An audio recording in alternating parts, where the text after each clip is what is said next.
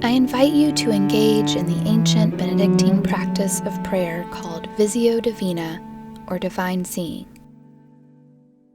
To begin, I invite you to center yourself by taking a deep breath in and relaxing your body as best you can.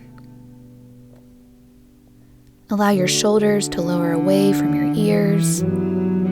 Let your arms rest in your lap and let your feet be fully supported by the floor. Feel the weight of your body held by your chair. Breathe deeply once again.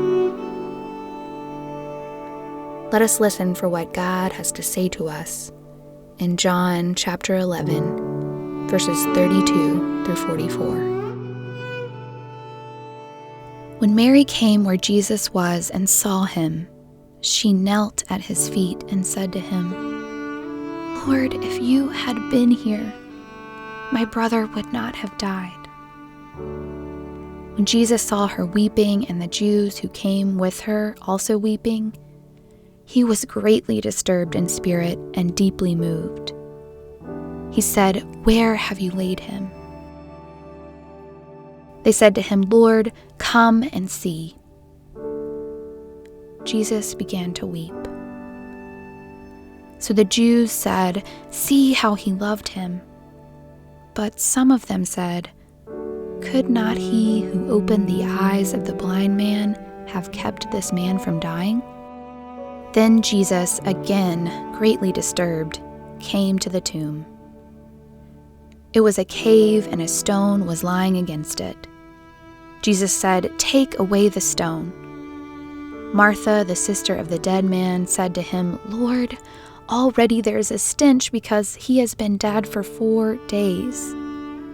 Jesus said to her, "Did I not tell you that if you believed, you would see the glory of God?" So they took away the stone, and Jesus looked upward and said, "Father, I thank you for having heard me. I knew that you always hear me, but I have said this for the sake of the crowd standing here, so that they may believe that you sent me." When he had said this, he cried with a loud voice, "Lazarus, come out!" The dead man came out, his hands and feet bound with strips of cloth, and his face wrapped in a cloth. Jesus said to them, "Unbind him and let him go." This is the word of God for the people of God. Thanks be to God. I invite you to return to your breath. Spend this time in quiet as I offer prompts for silent reflection. Open yourself to God's voice. First, simply read the image, observing the colors, the shapes, composition, and textures.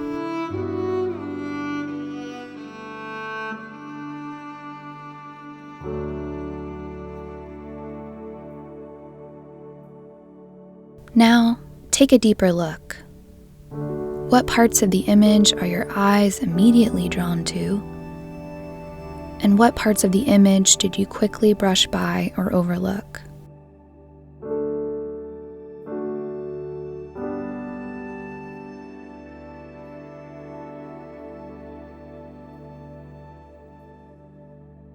And now, use your imagination.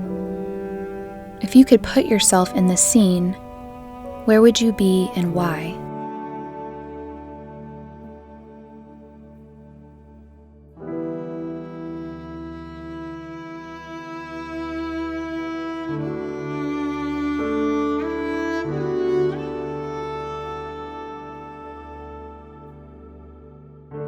And now a reflection from the artist.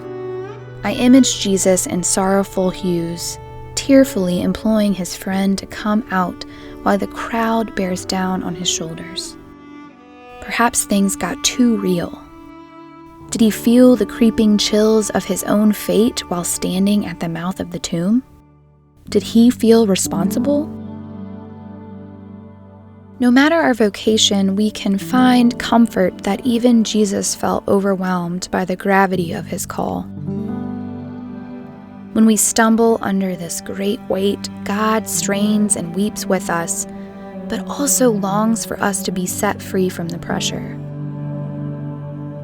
God accompanies us with open hands, ready to unbind us as we learn to lean in confidence on God's provision. We've got to be unbound in order to release others from that which keeps us in spiritual death, that with which obscures and steals abundant life.